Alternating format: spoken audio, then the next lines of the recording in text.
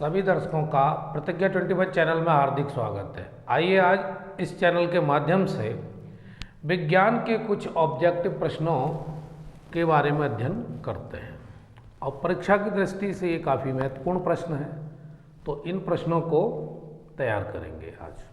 आइए देखते हैं। विज्ञान विषय के अंतर्गत पहला प्रश्न लिया है, कोई विलयन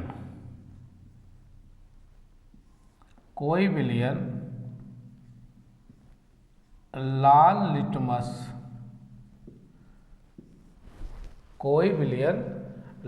लिटमस पत्र को नीला कर देता है तो इसका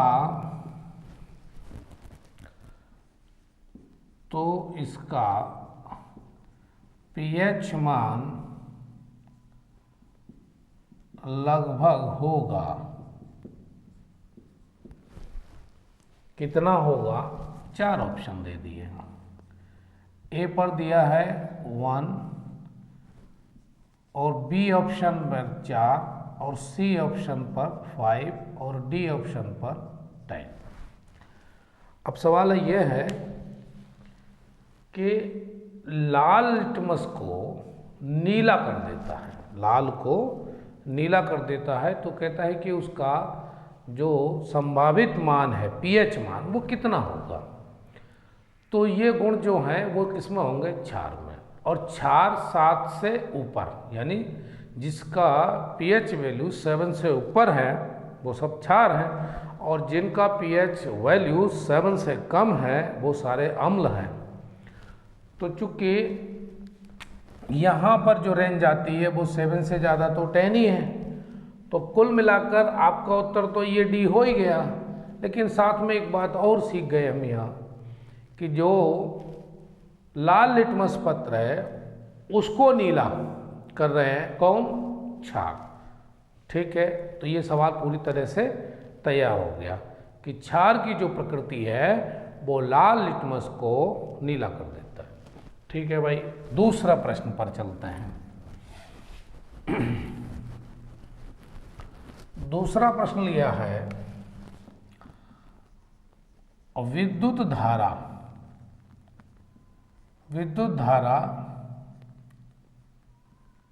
उत्पन्न करने की युक्ति को क्या कहते हैं? दूसरा प्रश्न लिया है और वो पूछ रहा है, क्या पूछ रहा है? विद्युत धारा उत्पन्न करने की युक्ति को क्या कहते हैं? युक्ति का मतलब डिवाइस। तो इसका भी पहला ऑप्शन दिया है जनित्र, और दूसरा ऑप्शन गैल्वेनोमीटर, और तीसरा ऑप्शन दिया है अमीटर, और चौथा ऑप्शन है मीटर।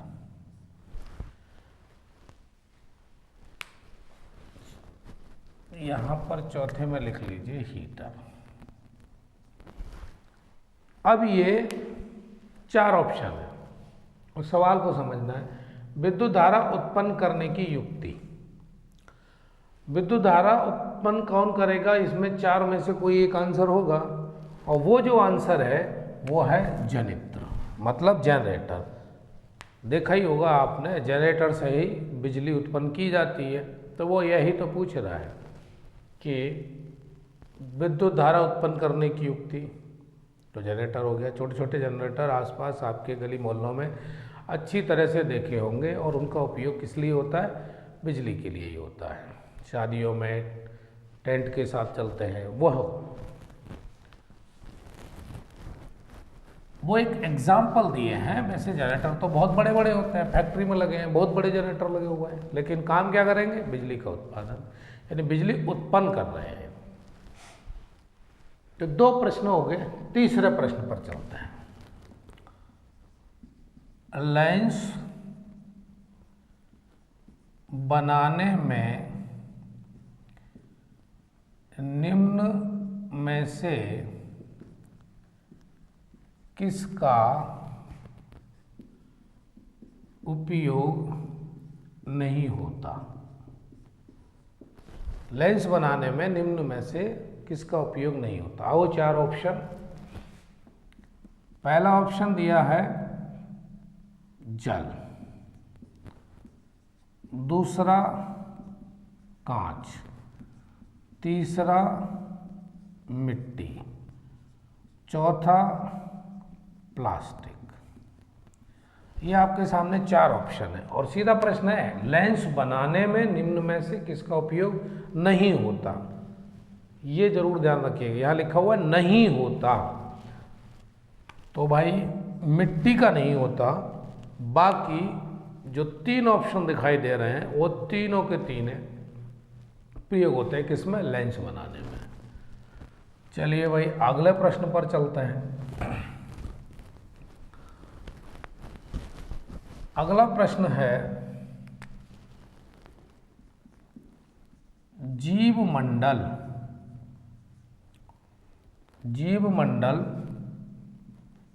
में सम्मिलित हैं। चार ऑप्शन: वायुमंडल, जलमंडल और स्थलमंडल, और लास्ट डी ऑप्शन ये सभी। अब आपको उत्तर देना है कि इसमें कौन सा सही आंसर है। जीव मंडल में शामिल है, यानी सम्मिलित का मतलब शामिल है। वायुमंडल है, जलमंडल है, स्थलमंडल है, या फिर ये सभी है। तो इसका उत्तर जो है जीव मंडल में इन सभी को शामिल किया जाता है, यानी सभी शामिल हैं। जीव तो सब जगह उपलब्ध है ना, वायु में भी है, जल में भी है और स्थल में भी है। तो जीव मंडल शब्द से ही पता चल रहा है कि जीव तो हर जगह होते हैं, तो इसलिए ये सभी इसका सही आंसर होगा। कुछ वायु में रहने वाले जीव हैं, कुछ जल में रहने वाले जीव हैं, कुछ स्थल भूमि पर रहने वाले जीव हैं। तो तीनों ही प्रकार के जीव इस पूरे ब्रह्मांड में देखने को मिलते हैं, तो इसलिए यहाँ आंसर क्या होगा? ये सभी। अगला प्रश्न है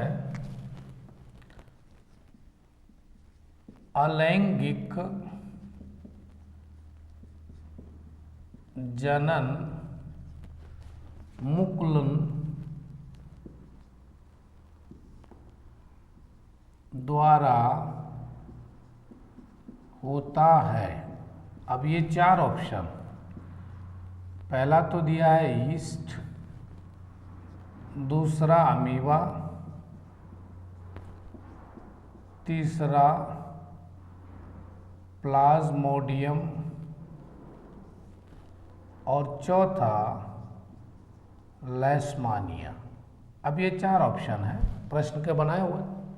अब इन चार में से एक उत्तर तो होगा ही होगा, तो वो आपका आंसर है ए। इसका सही आंसर क्या है? ए। अगला प्रश्न है निम्न में से कौन सा पादप हार्मोन है? प्रश्न ये है निम्न में से कौन सा पादप हार्मोन है? तो भाई पहला ऑप्शन है वो दिया है इंसुलिन, और दूसरा ऑप्शन दिया है थायरॉक्सिन, और तीसरा ऑप्शन है एस्ट्रोजन, और चौथा ऑप्शन है साइटोकाइनिन। अब इन चार में से एक आंसर होगा। तो आपको याद रखना है कि ये साइटोकाइनिन पादप हार्मोन है। तो इस तरह से विज्ञान के जो प्रश्न हैं क्लास 10th में जो इम्पोर्टेंट है मैं उन्हीं की चर्चा कर रहा हूँ। उम्मीद करूँगा कि आप इन सवालों को नज़रअंदाज ना करें, कम से कम इनको ध्यान में रखें कि इनके आंसर्स क्या हैं। अगला प्रश्न है, मनुष्य में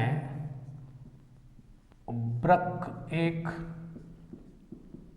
तंत्र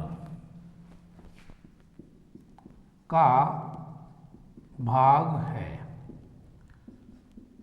जो संबंधित है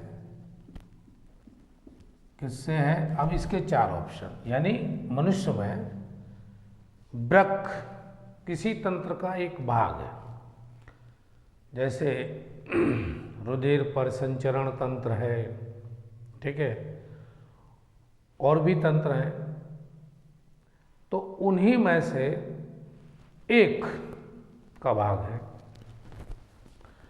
अब आपको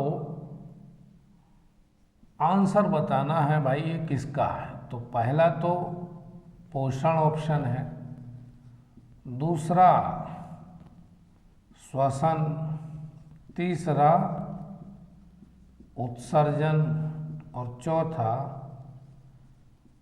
परिवहन। अब इसी में से एक उत्तर बताना है कि भाई कौन सा ठीक है। तो वृक्क जो है वो उत्सर्जन तंत्र का एक भाग है, श्वसन तंत्र का नहीं है, रुधिर परिसंचरण तंत्र का नहीं है, ये किसका है, उत्सर्जन तंत्र का। अगला प्रश्न इसके बाद लिया है, उसको देखिए। जीवन की उत्पत्ति हुई। अब 4 ऑप्शन इसके भी दिए हुए हैं। पहला है सागर में, दूसरा है धरती पर, और ये जो सी तीसरा है वायुमंडल में, और चौथा ऑप्शन है अंतरिक्ष में।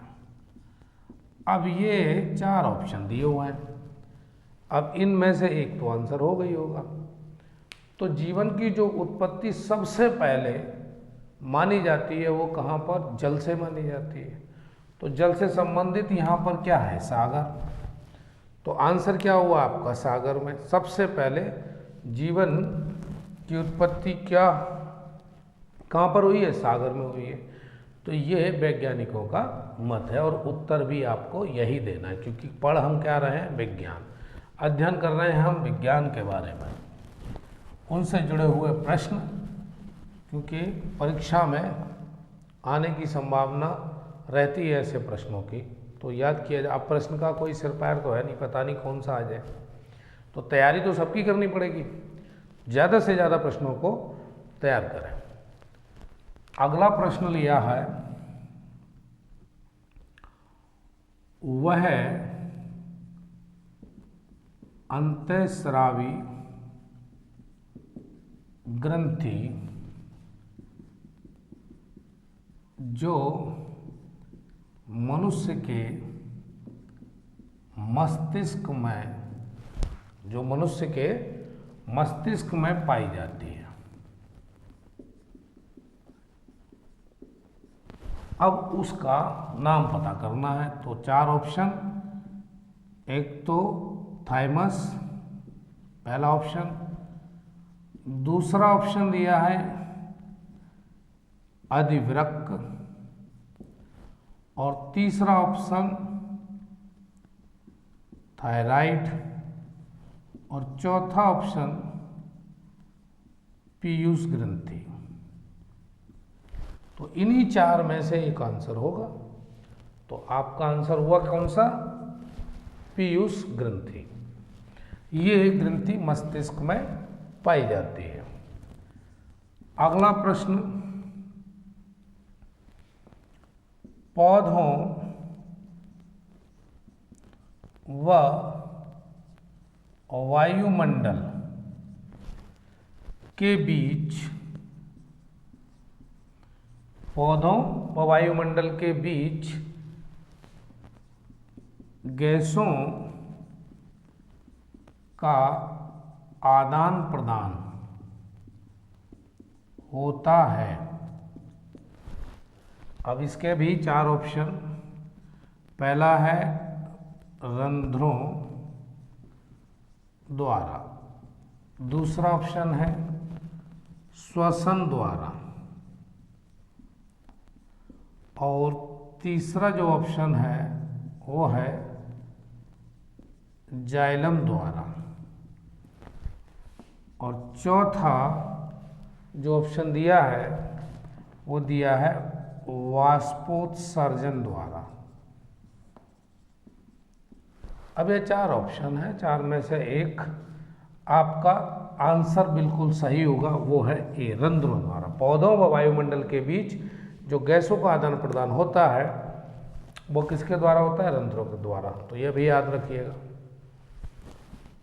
चलिए भाई, इसके आगे अगले प्रश्न पर चलते हैं। अगला प्रश्न है,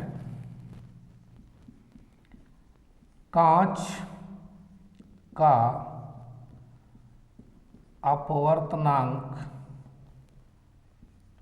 न्यूनतम होता है। कांच का अपवर्तनांक न्यूनतम होता है किसमें? चार ऑप्शन। पहला दिया हुआ है बैंगनी रंग के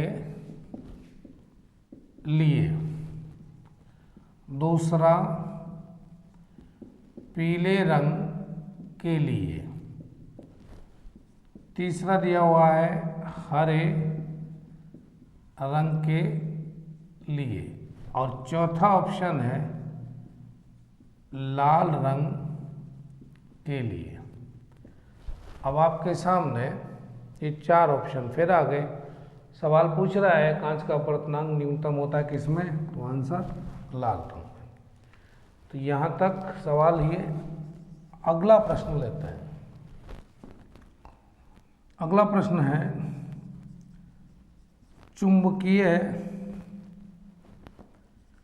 चुंबकीय बल रेखाएं। चुंबकीय बल रेखाएं, और फिर ऑप्शन सदैव समांतर होती हैं,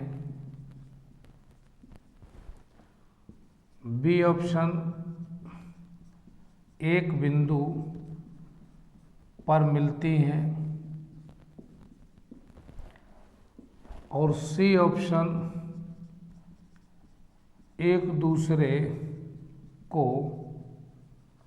कभी नहीं काटती,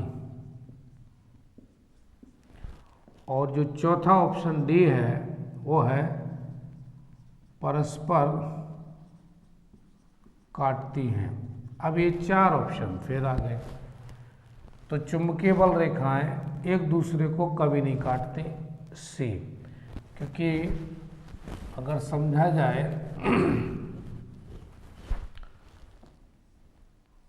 जैसे ये आपकी चुंबक हो गई,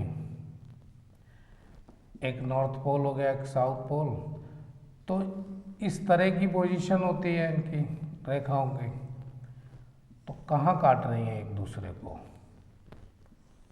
काट ही नहीं रही है, तो एक दूसरे को कभी नहीं काटती, न ये इसको न ये इसको। तो आंसर सी जो है आपका बिल्कुल सही है। अब मिलते हैं अगले प्रश्न से।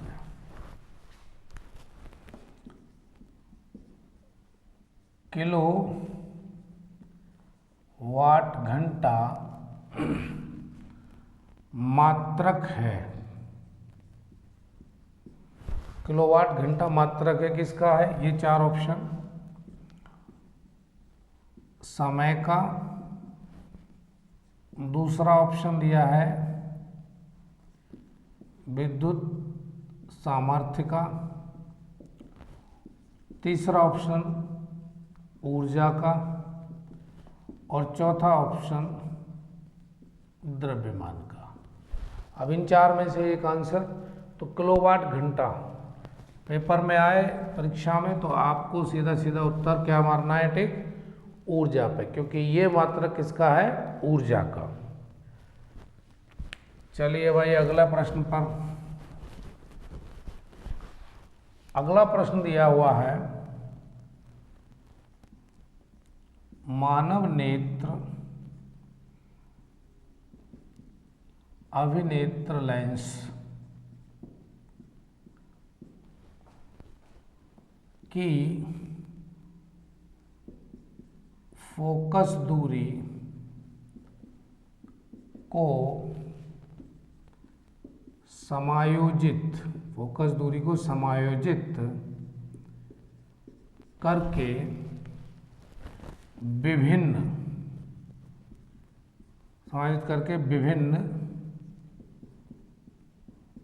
दूरियों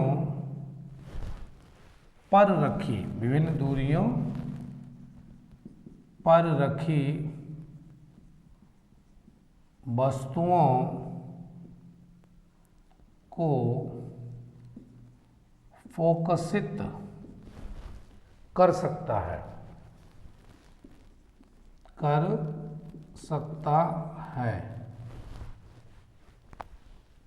ऐसा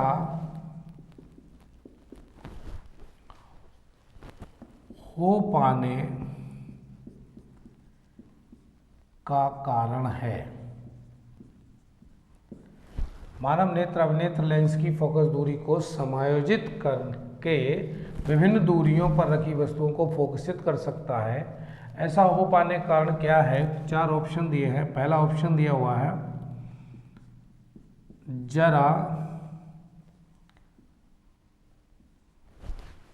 जरा दूरदृष्टिता,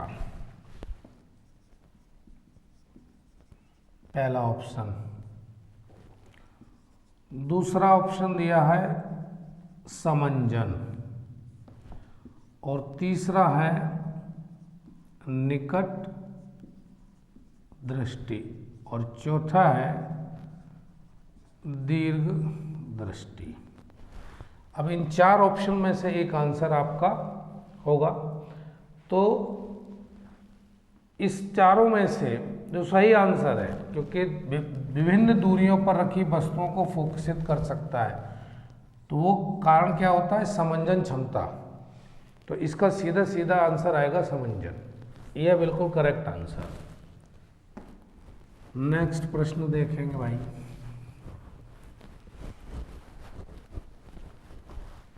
अगला प्रश्न है, एक कूलाम में इलेक्ट्रॉन की संख्या कितनी होती है। एक कूलाम में इलेक्ट्रॉन की संख्या कितनी होती है। तो ऑप्शन पहला दिया हुआ है। अब इसको तो आप डायरेक्ट ही याद कर लीजिए। इसको ऑप्शन है ना 6.25 इंटू 10⁻18, क्योंकि ये प्रश्न आपको याद रखना अनिवार्य है। अनिवार्य क्या, आवश्यक है, क्योंकि परीक्षा की दृष्टि से बेहद महत्वपूर्ण है। तो इसको ऑप्शन की बजाय आप डायरेक्ट इसको याद करिए। क्या, कूलाम में इलेक्ट्रॉन की, एक कूलाम में इलेक्ट्रॉन की संख्या कितनी होती है, 6.25 इंटू 10⁻18। दूसरा यानी इससे अगला प्रश्न है,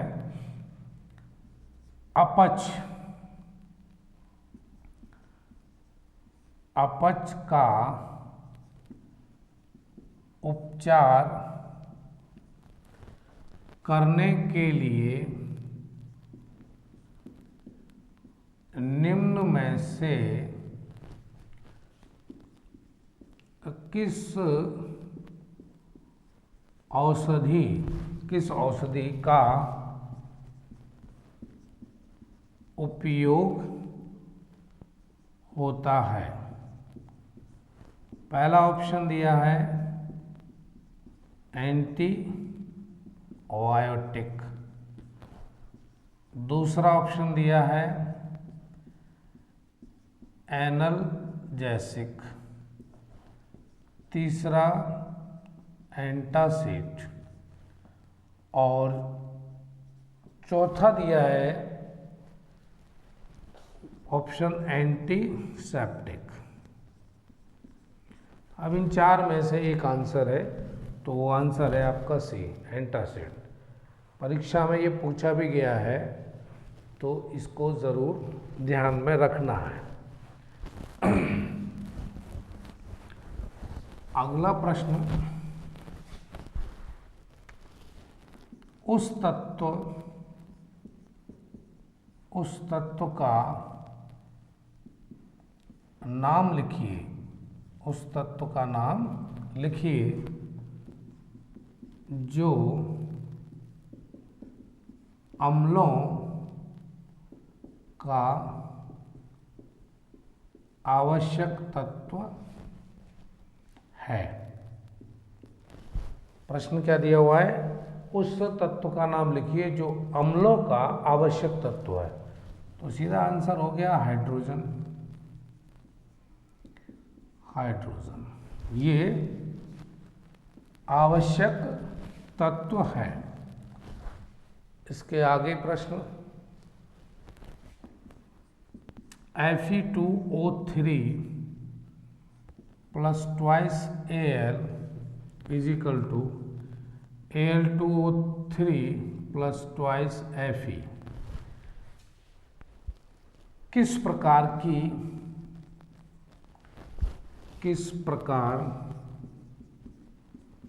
की अभिक्रिया है? किस प्रकार की अभिक्रिया है? और चार ऑप्शन, एक तो दिया हुआ है संयोजन, दूसरा दिया है द्विविस्थापन, तीसरा वियोजन और चौथा है विस्थापन। अब ये हालांकि इस बारे में पहले स्टडी कर चुके हैं, सेकंड चैप्टर के बारे में पूरा अध्ययन किया, फर्स्ट पढ़ा, उसमें ये सारी चीज़ें देखने को मिली कि अपक्रिया कितने प्रकार की होती हैं। वो सारी वीडियोस पड़ी हुई हैं इसकी, उनको आप देख लें एक बार अगर आप चाहें तो, क्योंकि अपक्रिया कितने प्रकार की हैं, ठीक है ना, वो ठीक है समझाई गई हैं। इसका आंसर है विस्थापन अपक्रिया। तो ये जो है अपक्रिया वो किस तरह की है? विस्थापन अपक्रिया। चलिए भाई, अगला प्रश्न,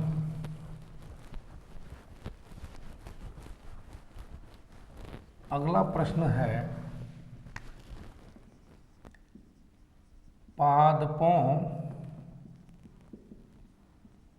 में वायु प्रदूषण